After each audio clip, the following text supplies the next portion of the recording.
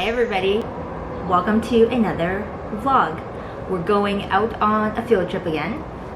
The major goal for the day is going to get this haircut. I haven't gotten this cut, I want to say in almost a year or just shy of a year. Whoa, my voice just went weird. Yeah, hair, short. I haven't decided exactly the look I want yet. It's not going to be drastic or anything too different, but we definitely need to bring up the length because this is getting so heavy and just, you know, it's a lot. I am also hoping to have breakfast in town and maybe lunch. I am craving ramen so bad, like you do not understand. And the best ones are, you know, in town. So we're gonna do that today. I think I might just take you to walk around in town. We might stop by a few shops. I'll see how that goes. No promises, but just going on a field trip. I'll see you there.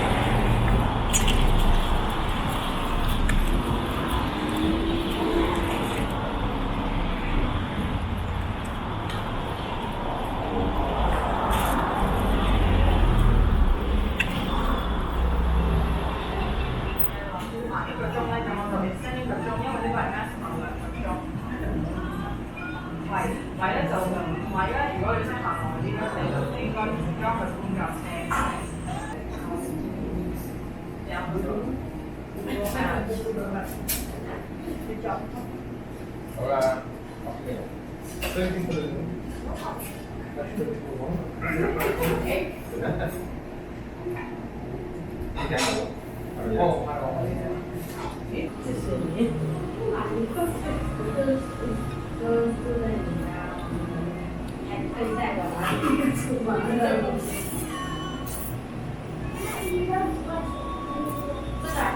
里面是没钱的，就每次你刷了之后，到最后你要付钱。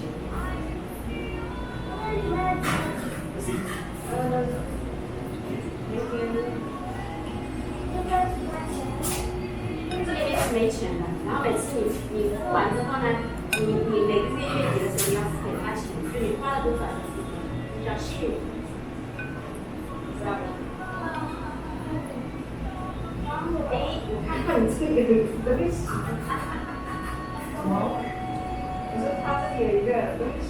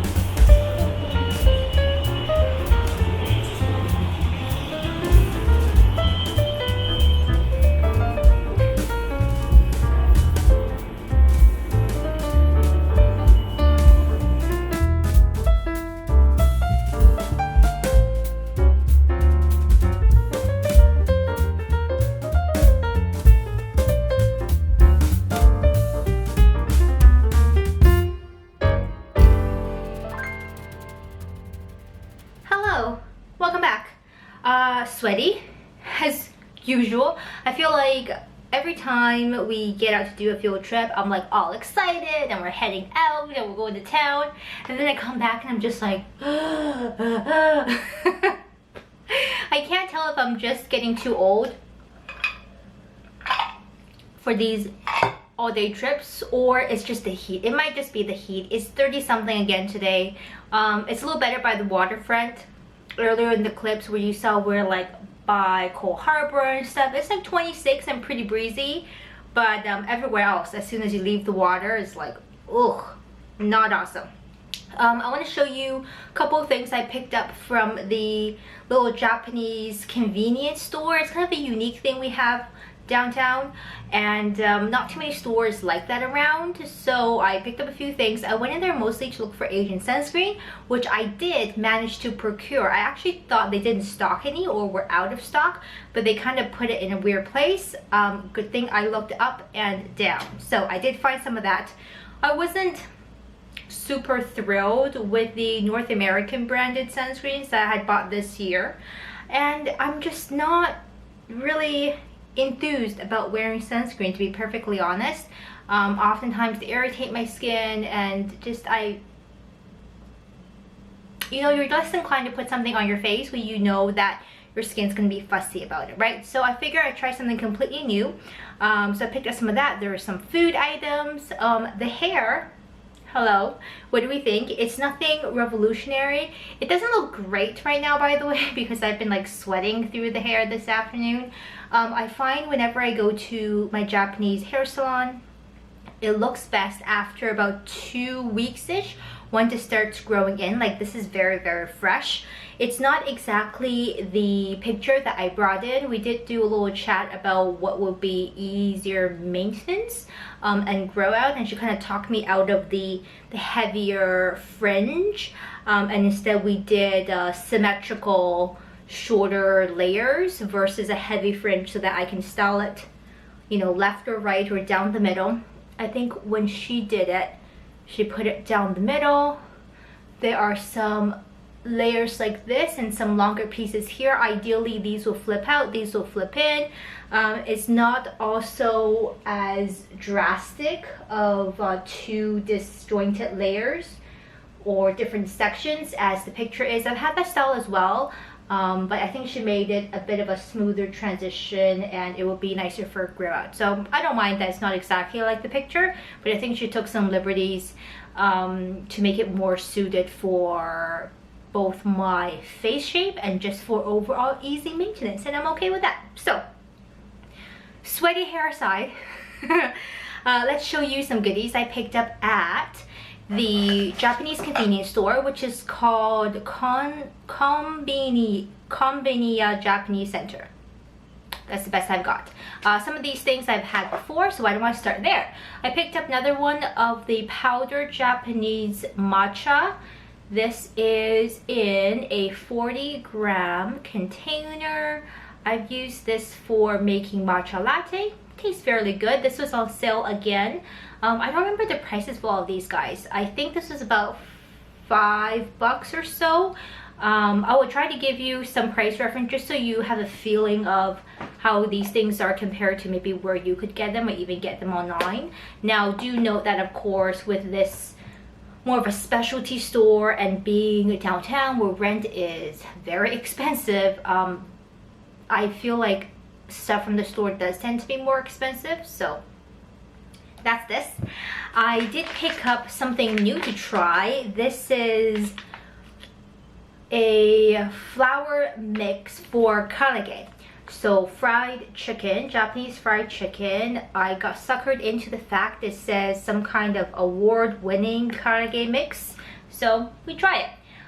This is the 2019, 10th edition winner of something to do with fried chicken.